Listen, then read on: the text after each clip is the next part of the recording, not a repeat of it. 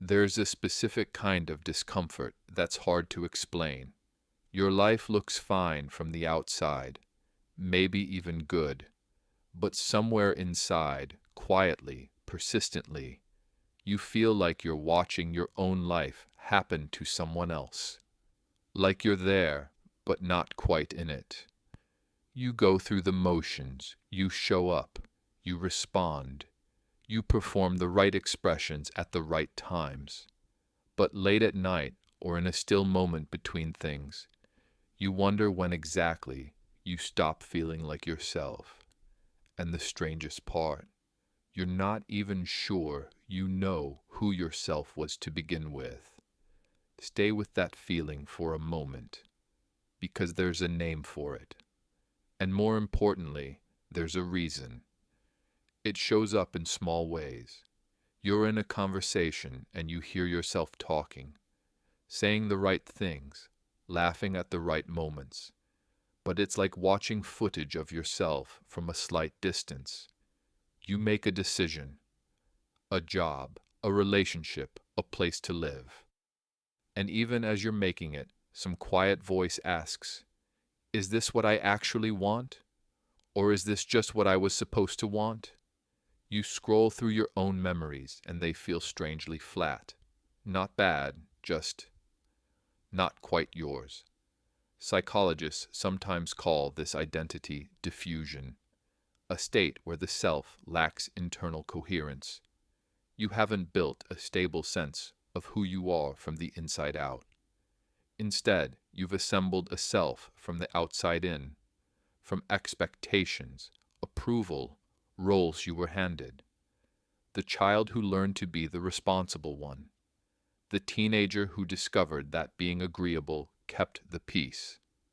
The adult who got so good at adapting to every room that they forgot there was supposed to be a version of them that stayed constant.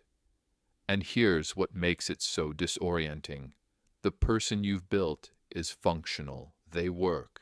They get things done. People like them, which means there's no obvious crisis to point to, no breakdown, no dramatic rupture. Just this low hum of distance between who you are in rooms full of people and whoever is left when the room empties. Here is what this feeling is not. It is not a sign that you are broken. It is not a personality defect. It is not weakness or ingratitude or immaturity. It is an adaptation. The human brain is extraordinarily good at one thing above all else, keeping you socially connected and emotionally safe. From a very early age, you learn, sometimes consciously, more often not, which version of you was accepted, which parts got warmth, which parts got silence or correction. And so you did what any intelligent organism does. You adjusted. You kept the parts that were welcomed. You tucked away the parts that weren't. The disconnection you feel now is not a failure. It is the long-term result of a system that worked exactly as designed. The problem is that you're an adult now. The environment that required that adaptation is gone, but the pattern is still running. Here is what is happening in your brain. There is a structure deep in the prefrontal cortex involved in what researchers call self-referential processing. Your brain's ability to recognize itself, its values, its narrative. This self-referential network develops through early relational experience. When a child's emotional expressions are consistently met, reflected back, and named, that child builds a stable inner map of who they are. When those expressions are met with inconsistency, dismissal, or conditional approval, the map stays incomplete. Think of it this way. Imagine you're trying to navigate a city using a map that only has some of the streets drawn in. The map exists. You can use it. But there are whole neighborhoods with no roads marked. Visual, a hand-drawn map with entire sections left blank. So when you arrive in those blank parts of yourself, when someone asks what you truly want, or you're alone with no role to play, you feel lost. Not because there's nothing there, but because you never had the chance to map that territory. Neuroscience also gives us another layer. The brain has two broad modes of processing. One that's outward facing, tracking social cues, managing impressions, reading the room, and one that's inward facing, listening to internal signals, values, emotional data. People who grew up in environments that demanded constant social vigilance get wired to run the outward facing mode almost exclusively. The inner signal, the one that tells you what you feel, what you actually want, goes quiet from underuse. Not gone. Quiet. And a quiet signal can be retrained.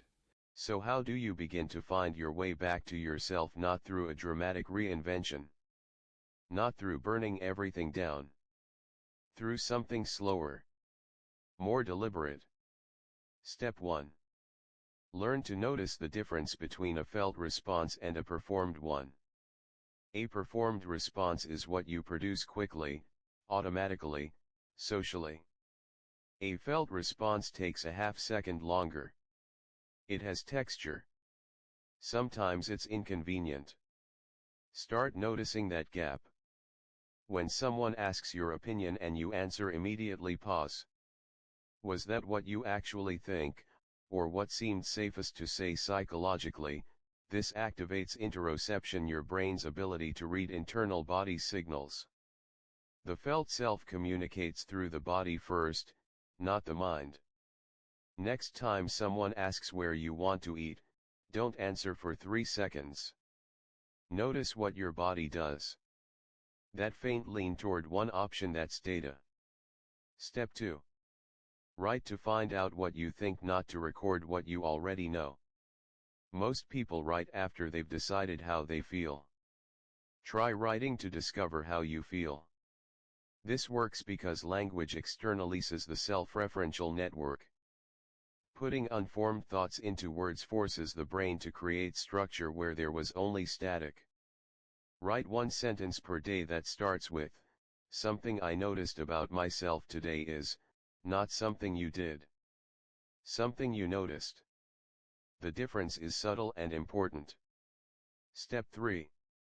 Do things alone that have no social function. Go to a film alone. Walk somewhere unfamiliar without headphones.